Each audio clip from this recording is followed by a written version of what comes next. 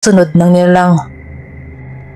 Matapos ang mahabang sagupaan, nagawang itarak ni Ilyas ang espada sa puso ng anino.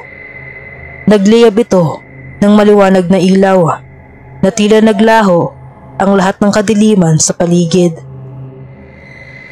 Matapos ang laban, bumalik sa dati ang San Clemente. Ang mga tao ay muling naging masigla at ang kagubatan ay nagkaroon ng kapayapaan.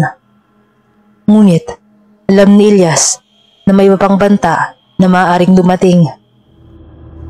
Sa bawat laban, mas lalo akong tumitibay. Anin ni Ilyas habang tinitingnan ang liwanag ng araw. Handa akong ipaglaban ng ating baryo sa tulong ng mga alaala ni Lolo Delphine at ang aking pananalig. Alam kong magtatagumpay tayo sa lahat ng pagsubok.